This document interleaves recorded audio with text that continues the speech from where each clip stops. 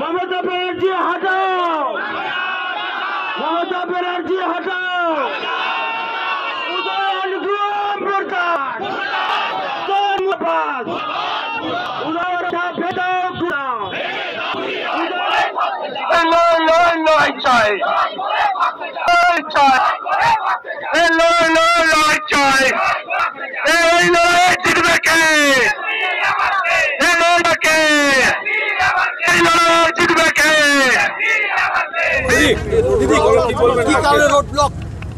সারা বাংলা জুড়ে আজকে সম্মানীয় বিরোধী দলনেতাকে আক্রমণ করা হয়েছে এবং এই আক্রমণটি করেছে মমতা ব্যানার্জি, তার উত্তরবঙ্গের মন্ত্রী উদয়ন গুহ এবং সম্ভবত অভিষেক ব্যানার্জি।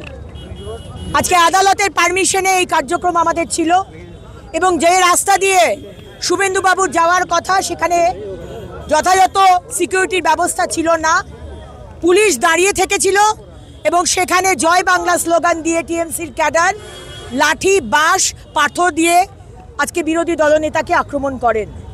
এটা শুধু বিরোধী দলনেতার ওপর আক্রমণ নয়, এটা তার চেয়ারকে আক্রমণ, পশ্চিমবঙ্গের গণতন্ত্রের ওপর আক্রমণ।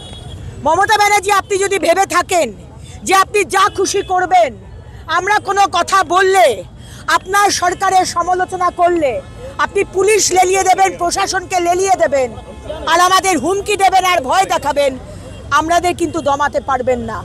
আজকে যারা রক্ষক তারা ভক্ষক হয়ে গেছে। তাই স্বরাষ্ট্র মন্ত্রকের কাছে আমরা দাবি জানাই যে নিরপেক্ষ তদন্ত হোক, ইমিডিয়েটলি আজকে টিএমসির এমএলএ উদয়ন গুহকে অ্যারেস্ট করা হোক এবং এর পিছনে মমতা ব্যানার্জি, অভিষেক ব্যানার্জি এবং আর কে কে আছে তদন্ত করে তাদের নাম বাংলার মানুষের সামনে আনা হোক। সারা বাংলা জুড়ে রোড ব্লক হচ্ছে, প্রতিবাদ হচ্ছে। আমাদের সম্মানীয় সভাপতি, রাজ্য সভাপতি শ্রমিক ভট্টাচার্যের আহ্বানে আজকে আমাদের আসানসোলে আমাদের জেলার সম্মানীয় সভাপতি আমাদের দেবতনু ভট্টাচার্যের নেতৃত্বে আজকে বিএনআর মোড় সমস্ত আসানসোল জেলার ভারতীয় জনতা পার্টির কর্মীরা আমরা অবরোধ করেছিলাম কিছুক্ষণের জন্য, কিন্তু মানুষের আমরা অসুবিধা করতে চাই না, তাই কিছুক্ষণ বাদেই আমরা আমাদের অবস্থান বিক্ষোভ তুলে নিই।